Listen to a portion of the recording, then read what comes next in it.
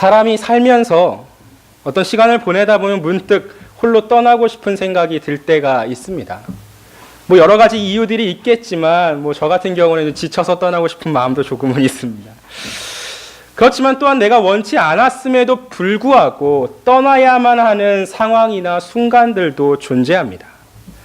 야곱에게 하나님의 복을 빼앗긴 에서는 동생을 죽이려고 했습니다. 야곱을 죽인다고 해서 다시 자신에게 복이 돌아오지 않음에도 불구하고 에서는 그 분을 풀 수가 없었던 것이죠. 뛰어난 사냥꾼이었던 이 에서가 마음만 먹으면 야곱을 죽이는 일은 매우 손쉬웠을 것입니다. 더구나 그는 그 마음만으로 이것을 만족하지 않았고 오히려 여기저기로 야곱을 죽이겠다 호언장담했습니다. 이 끔찍한 소리를 누가 가장 먼저 들었을까요? 형제들의 어머니였던 리브가가 들었습니다. 그렇다면 그녀의 마음은 어떠했겠습니까? 아마 부모로서 갈래갈래 찢어지지 않을까 생각이 됩니다. 형제가 다투다 못해서 죽이려고 하는 이 상황 속에서 마음 편한 부모가 있을 리는 만무합니다. 그래서 리브가는 이삭을 찾아가 이렇게 제안합니다. 창세기 27장 46절 말씀입니다. 리브가가 이삭에게 이르되 내가 햇사람의 딸들로 말미암아 내 삶이 싫어졌거늘 야곱이 만일 이 땅의 딸들 곧 그들과 같은 햇사람의 딸들 중에서 아내를 맞이하면 내 삶이 내게 무슨 재미가 있으리이까. 리브가는 이렇게 표현하는 것이죠. 내 삶이 싫어졌다. 내 삶이 내게 무슨 재미가 있겠느냐. 다시 말하자면 내가 살아서 뭐 하겠어? 라는 지금 한탄을 남편 이삭에게 내뱉고 있습니다. 남편에게 있어서 아내의 이런 말들은 쉽게 넘어갈 수 없는 종류입니다. 에서가 이전에 맞이했던 가나안의 딸들이 진실로 이삭과 리브가의 마음에 들지 않은 것도 사실이지만 리브가가 품었던 진짜 의도가 무엇일까요? 바로 이 에서와 야곱을 잃지 않고 싶어하는 어머니의 마음입니다. 이삭도 현재 자신의 가정에서 벌어지고 있는 이 엉망진창 같은 일들을 분명히 깨닫고 있었을 것입니다. 그래서 리브가의 말을 곧이곧대로 듣기보다는 그 의미를 새기면서 처음으로 이삭이 먼저 야곱을 불러들였습니다. 이삭은 야곱을 축복하고 그리고 이제 하나님의 이름으로 그를 외삼촌 라반에게로 보냈습니다. 이삭이 야곱을 다시 한번 축복한 것은 하나님의 언약을 이을 후손임을 명확히 해주기 위함인 것이죠. 이삭이 하나님의 뜻과 계획을 완전히 인정하고 하나님 앞에 모든 것을 내려놓았음을 보여주고 있는 것입니다. 우리 창세기 28장 5절 말씀 같이 한번 읽어보겠습니다. 시작. 이에 이삭이 야곱을 보내매 그가 밧단 아람으로 가서 라반에게 이르렀으니 라반은 아람 사람 부두엘의 아들이요 야곱과 에서의 어머니 리브가의 오라비더라. 5절만 보게 되면 마치 야곱의 여정이 기록되지 않을 것처럼 이미 야곱이 밧단 아람에 가서 라반에게 이르렀다라고 기록되어 있지만 사실 우리는 5절 이후에 이 야곱의 여정이 어떠한 모습이었는지를 아주 자세하게 볼 수가 있습니다. 왜냐하면 이제부터 성경은 창세기 40장까지 이어지는 야곱의 이야기를 본격적으로 기록하고 있기 때문이죠. 그리고 그 중에 있는 가장 핵심적인 사건 중 하나가 바로 오늘 우리가 함께 살펴보려고 하는 베델의 사건입니다. 이 베델 사건은 야곱의 아버지 이삭의 장막을 떠나면서 시작됩니다. 아마 야곱은 자기가 먼저 스스로 이 장막을 떠날 생각이 없었을 것입니다. 다만 그를 둘러싸고 있는 상황과 현실들이 야곱 자신을 떠날 수밖에 없게 등 떠밀었습니다. 야곱은 이제 약 800km가 넘는 거리를 홀로 가야만 했습니다. 차로 움직인다 해도 굉장히 먼 거리인 이 거리를 당시 도보로 움직인다고 치면 대략 약 한 달 정도 걸리는 길입니다. 더군다나 지금처럼 길이 잘 뚫려 있지도 않았고 또 그 길이 안전하지도 않았습니다. 야곱이 그전까지는 상상하기 힘들었던 온갖 어려움들과 위험이 도사리고 있는 환경 속으로 지금 가고 있는 것이죠. 그렇다면 여러분, 야곱의 이 여정이 위험하다는 사실을 아버지 이삭은 몰랐을까요? 가나안 땅을 수십 년 돌아다니며 살았던 잔뼈 굵은 사람이 이삭입니다. 또한 아브라함만큼은 아니어도 이삭 역시 가난하지 않았습니다. 충분히 이 아들을 위하여 음식과 옷과 물과 그리고 그를 도와줄 수 있는 사람을 준비해서 떠나보낼 수도 있었을 것입니다. 그럼에도 불구하고 지금 이 순간에 야곱은 마치 빈털터리처럼 도망자처럼 범죄자처럼 집을 떠나고 있습니다. 이삭의 축복과 그 부름이 끝나자마자 쫓기는 사람처럼 고향을 떠나고 있는 것이죠. 그리고 그 여정이 시작되고 나서 약 100km 떨어진 베델이라는 곳에 야곱은 도착했습니다. 우리 10절과 11절 말씀 같이 한번 읽어보겠습니다. 시작. 야곱이 부엘세바에서 떠나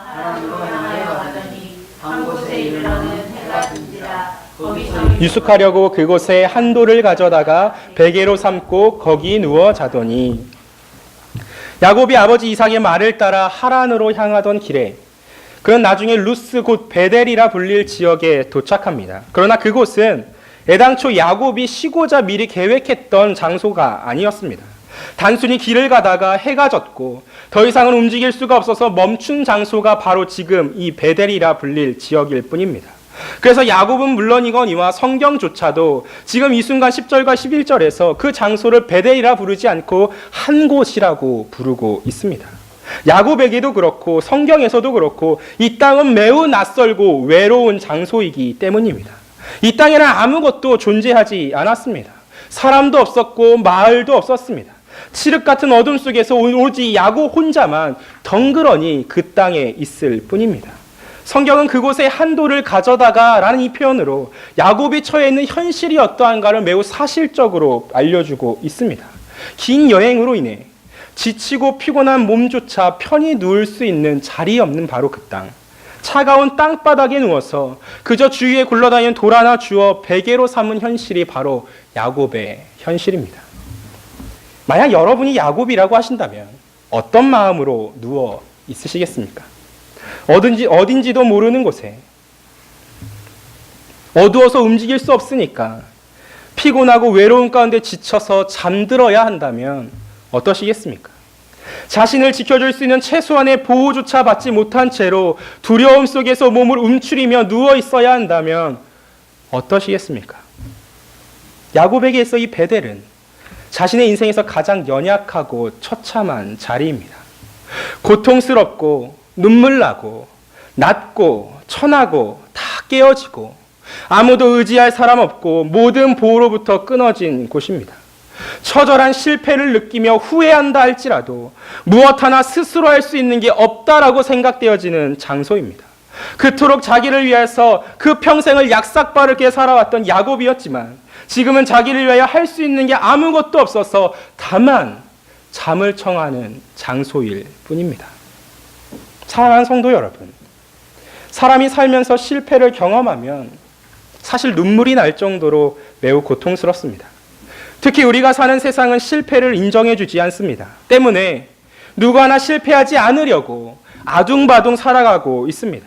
하지만 도저히 어떻게 할 수 없는 실패가 종종 우리를 찾아오기 마련입니다. 인생에서 가장 실패한 것 같은 자리에 머물러야 할 때가 있습니다. 신자들 역시 마찬가지입니다. 내 힘으로 도저히 해결할 수 없는 어려운 상황에 처합니다. 우리 중 누군가는 지금 앉아 계신 여러분들 중 누군가는 육체적이거나 정신적인 고통에 시달릴지도 모릅니다. 관계가 틀어지거나 버림받았을지도 모릅니다. 어쩌면 직장을 잃었을지도 모르고 삶의 소망을 놓고 계실지도 모릅니다. 자존감을 거의 잃어버린 채 아무도 자신을 사랑하거나 관심을 갖지 않을 거라 생각할지도 모르겠습니다. 그럴 때 여러분의 마음에 드는 생각이 무엇입니까?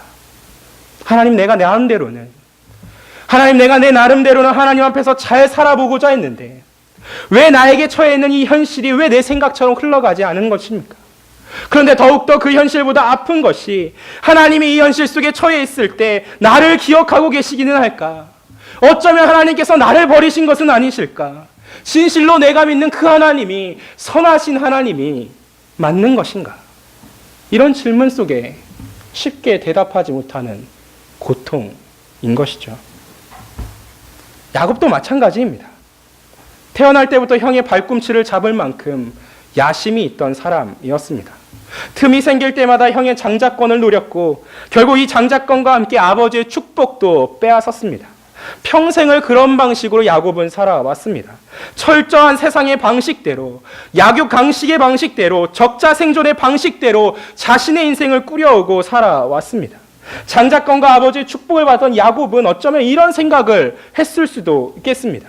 하나님이 처음부터 나를 선택하셨는데 아버지와 형 때문에 내가 너무 힘들게 겨우 이제서야 장자권과 축복을 얻었어. 그렇지만 이제는 내에게 장자권과 축복이 있으니까 내 인생은 앞으로 확실하게 잘 풀리겠지. 그렇지만 야곱에게 열린 새로운 삶의 현실이 무엇입니까? 이름 모를 땅에, 아무도 없는 그 땅에 혼자 누워 자는 것뿐입니다. 기록되진 않았지만 어쩌면 야곱도 앞서 우리가 던졌던 그런 질문들과 같은 비슷한 질문을 던졌을 수도 있을지 모르겠습니다. 그리고 바로 이때에 하나님이 야곱을 찾아오셨습니다. 그 야곱의 마음이 상할 대로 상해 있을 그 순간에 드디어 하나님께서 그를 인격적으로 만나 주시는 것이죠. 우리 12절부터 15절까지의 말씀 한번 천천히 읽어보도록 하겠습니다. 12절부터 15절입니다. 시작. 꿈에 본즉 사닥다리가 땅 위에 서 있는데 그 꼭대기가 하늘에 닿았고, 또 본즉 하나님의 사자들이 그 위에서 오르락 내리락 하고, 또 본즉 여호와께서 그 위에 서서 이르시되 나는 여호와니 너의 조부 아브라함의 하나님이요 이삭의 하나님이라. 내가 누워있는 땅을 내가 너와 내 자손에게 주리니 내 자손이 땅에 티끌같이 되어 내가 서쪽과 동쪽과 북쪽과 남쪽으로 퍼져나갈지며 땅의 모든 족속이 너와 내 자손으로 말미암아 복을 받으리라. 내가 너와 함께 있어 내가 어디로 가든지 너를 지키며 너를 이끌어 이 땅으로 돌아오게 할지라. 내가 내게 허락한 것을 다 이루기까지 너를 떠나지 아니하리라 하신지라. 아멘. 하나님이 야곱에게 주셨던 그 모든 말씀 하나하나가 전부 다 이 야곱의 필요에 정확히 필요한 것들이었습니다.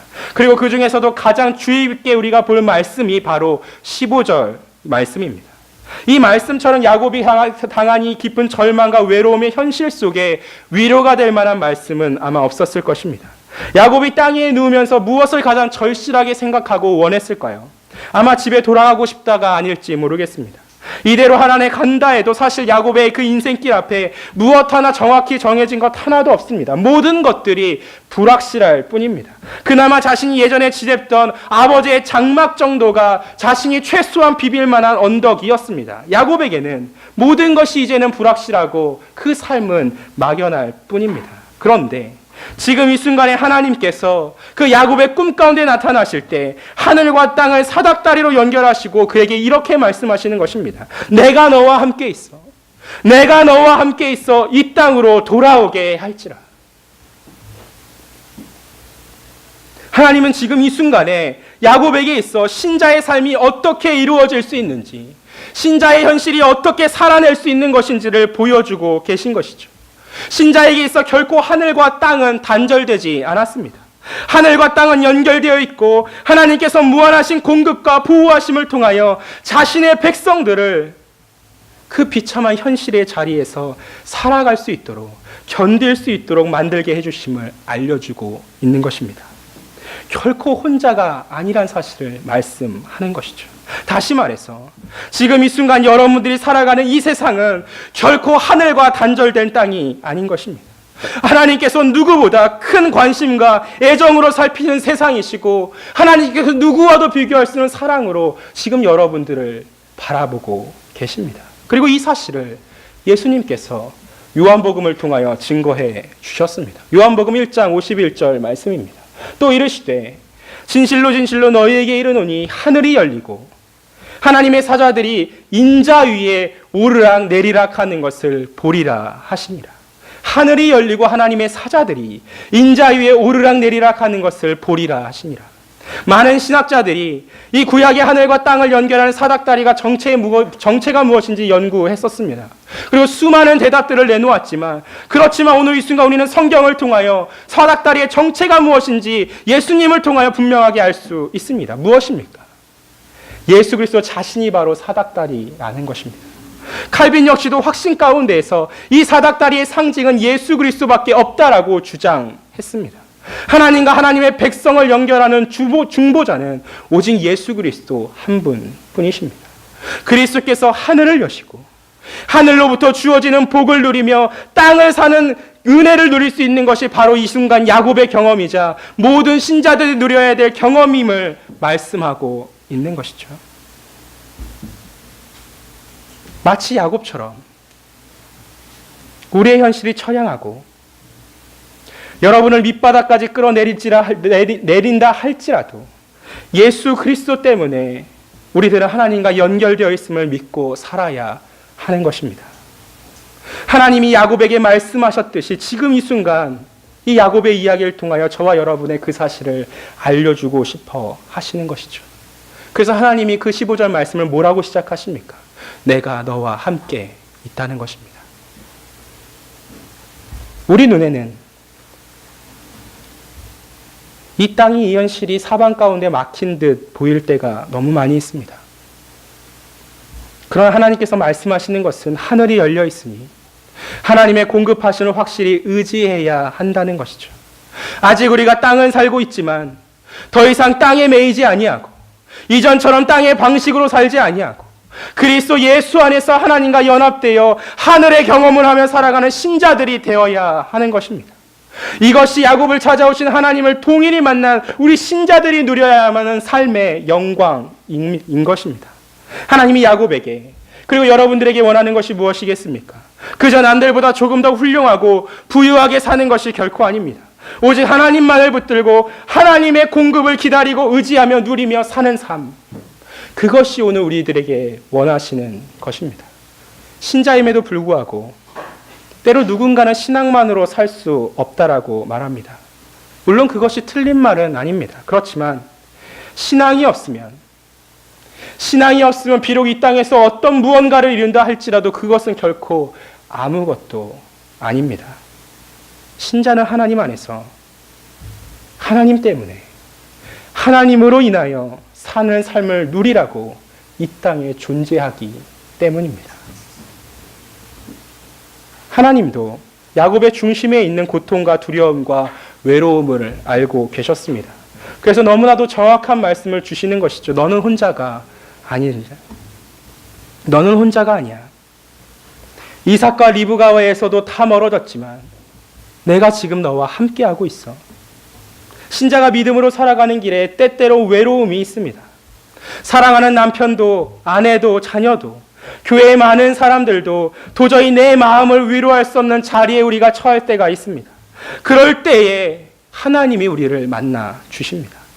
하나님께서 나를 만나 주시고자 나를 특별하게 불러주신 자리이기 때문입니다. 하나님은 자신의 백성을 절대 홀로 두지 않아야 하십니다. 비록 내 마음과 내 감정이 외롭다고 느낄지라도 하나님께서는 우리와 늘 언제나 함께 하시고 동행하십니다. 신자의 삶에 위험이나 갈등이 결코 없지 않습니다. 반드시 야곱이 누운 자리에 우리도 때로는 누울 수밖에 없을 것입니다. 그렇지만 하나님이 보호하시고 지켜주십니다. 죄송한 말씀이지만 여러분, 우리의 삶에 어떠한 수고와 아픔도 없지 않을 것입니다. 하지만 어떤 길을 간다 해도 하나님이 함께 하시고 하나님이 지키십니다. 그래서 하나님은 야곱이 가장 듣고 싶었던 약속을 그 15절의 말미에 이렇게 주시는 것이죠. 이 땅으로 돌아오게 할지라. 야곱이 어떻게 이 약속을 믿을 수 있었을까요? 그 불확실한 삶 속에서 어떻게 이 말씀을 약속이라 믿고 확신할 수 있겠습니까? 15절에서 반복되는 표현들을 통하여 하나님은 야곱에게 믿음을 주신 것이죠. 바로 나와 너라고 기록되어 있는 표현들입니다. 이 15절 말씀을 히브리어 원문으로 보게 되면 나와 너라고 들리는 이 표현들이 서로 6번씩 한 절에서만 등장하고 있습니다. 하나님께서 야곱에게 처음 나타나시면서 자신을 이렇게 말씀하십니다. 나는 아브라함의 하나님이요 이삭의 하나님이라. 그렇지만 이제 하나님께서는 야곱에게 할아버지의 하나님이나 아버지의 하나님이 아니라 바로 당신 야곱 자신의 하나님으로 다가가고 계십니다. 그 누구의 하나님이 아니라 야곱의 하나님이 되시겠다라고 말씀하는 것이죠. 하나님은 나와 너라는 표현들을 통하여서 인격과 인격으로 만나게 되는 경험을 지금 야곱에게 허락하고 있습니다.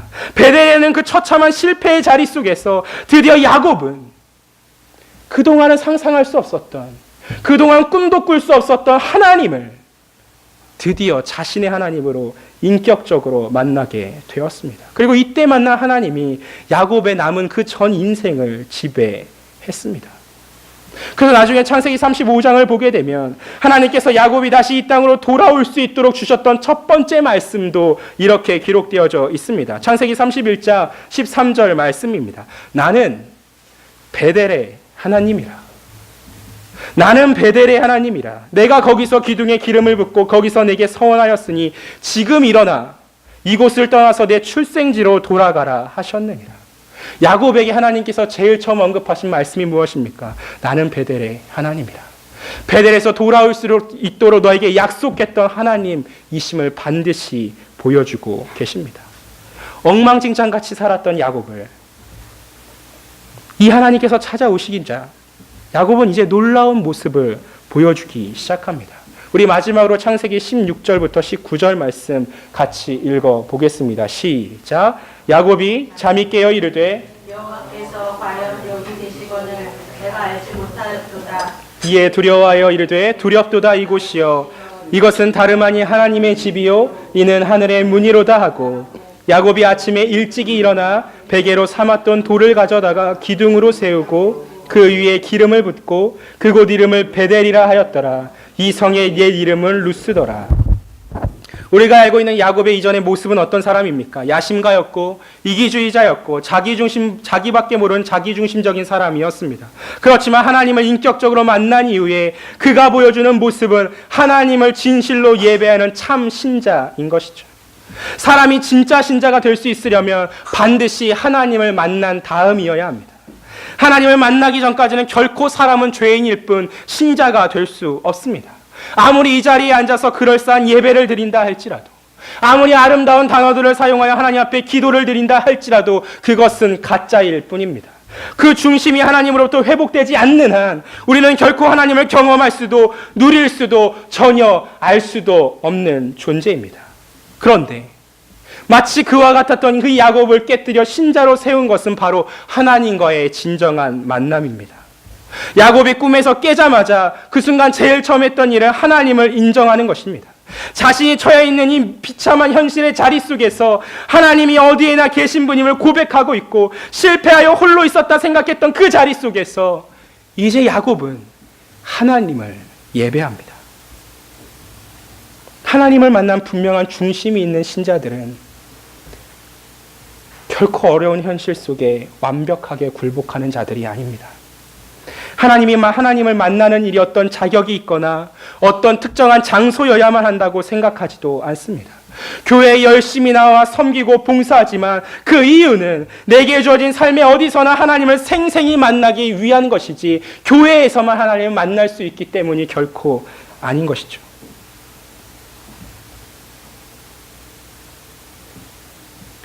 야곱은 자기가 베던 돌을 이제 기둥으로 세워 기름을 부었습니다.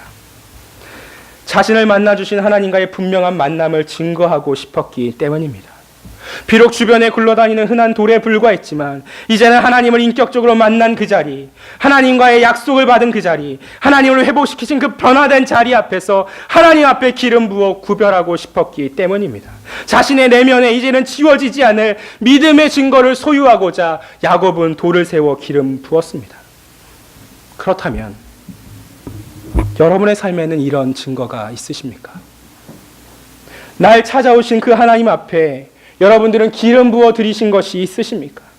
나의 물질, 나의 시간, 나의 은사, 나의 그 무엇이다 할지라도 하나님 앞에 드리신 경험이 있으십니까? 마치 굴러다니는 돌처럼 평범하다 할지라도 하나님을 만난 그 이후에 확실히 구별하여 하나님 앞에 세워드린 것이 무엇입니까? 저와 여러분들이 가장 비참하고 처참한 자리에 놓였을 때에 예수님께서 우리를 위하여 직접 이 땅에 내려오셔서 고난받으시고 자신의 몸을 찢어내시고 피를 흘려 주셨습니다. 그리고 그 주님 만나서 여러분이 진실로 신자가 되었다고 한다면 하나님 앞에 그래서 우리가 아무리 작고 보잘것없는 인생으로 여겨진다 할지라도 실패와 절망으로 얼룩진 인생이다 할지라도 하나님이 원하시면 주저앉고 드릴 수 있는 마음의 변화가 여러분에게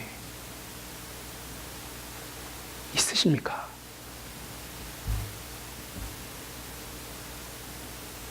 하나님이 원하시면 주저앉고 드릴 마음의 변화가 있어야 합니다. 왜 그럴까요? 하나님이 말씀하시는 사랑은 내가 그 상대방을 좋아하는 만큼 상대방 역시 어떤 이해관계나 위협들을 떠나 오로지 인격적으로 기꺼이 나를 좋아해 주었으면 좋겠다는 기대하는 마음이기 때문입니다. 야곱이 말할 수 없는 고통의 자리에 머무는 순간에 하나님이 찾아오신 이유는 다른 어떤 것도 없고 단 하나입니다. 야곱이 하나님이 선하시고 의로우시고 그 누구보다 자신을 사랑하신다는 사실을 깨달았으면 좋겠어서 하나님은 야곱을 만나 주셨습니다. 그리고 이 사랑이 어쩌면 지금 이 순간 우리로 하여금 이 답 없는 현실을 견디게 만드는 이유가 될지도 모르겠습니다. 무슨 일이 벌어져도 결국 나에게 그것이 독이 아닌 떡이고 모든 것이 합력하여 선을 이룰 것이라는 말씀을 우리는 결코 잊어서는 안 됩니다. 야곱은 이 사실을 베델에서 시작하여 매우 긴 시간을 통과하며 배워야 했습니다. 굉장히 오랜 시간이 걸렸습니다. 그의 인생이 우리에게 있어서 큰 위로가 될 수 있는 이유가 바로 이것이죠. 하나님의 함께하심과 하나님이 주신 그 약속이 언제나 우리의 삶의 영광 속에 있지 않을 것이라는 사실입니다. 단번에 완성되지도 않을 것입니다. 언제나 과정이 있을 것이고 또 그 속에는 괴로움도 있을 것이고 외로움도 있을 것이고 고통과 고난도 있을 것입니다. 그렇지만 하나님은 우리를 붙드셔서 약속의 땅에 다시 돌아오실 때까지 우리를 포기하지 않으십니다. 사랑하는 성도 여러분, 원치 않은 떠남이었고 원치 않았던 비참한 자리 속에 야곱은 하나님을 만났습니다.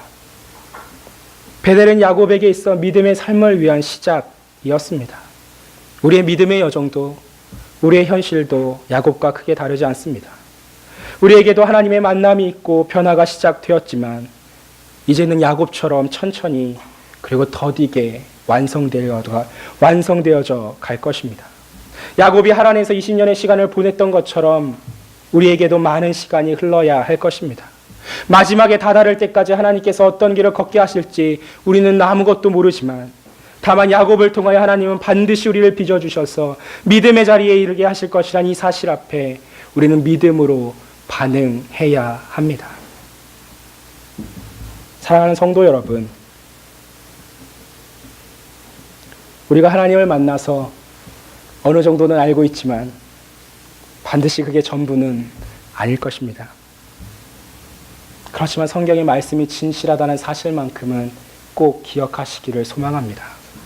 여전히 우리가 더디고 연약한 존재라 할지라도 하나님은 실패함이 없이 야곱에게 보여주셨던 것처럼 우리에게도 시작하신 이 삶을, 이 현실들을 반드시 영광스럽게 완성시켜 줄 것입니다. 애굽의 왕이었던 바로를 만나다 할지라도 이제는 조금도 두려움 없이 그를 위하여 주의 이름으로 축복할 수 있도록 너무나도 영광스럽고 너무나도 굳건한 믿음을 만들어낼 수 있는 그 아름다움으로 우리를 빚어내어 가실 것입니다. 그러므로 우리의 현실이 비록 더디다 할지라도 우리가 처해 있는 이 현실이 베델처럼 처참하다 할지라도 마치 밑바닥에 있는 것 같고 나 혼자 있는 것 같다 할지라도 하나님이 여러분과 함께 하십니다. 그리고 그 하나님께서 반드시 틀림없이 약속하신 그 자리로 여러분을 데려가 주실 것입니다. 이 사실을 반드시 믿는 우리 모두 울고들게 성도들 되시길 간절히 소망합니다.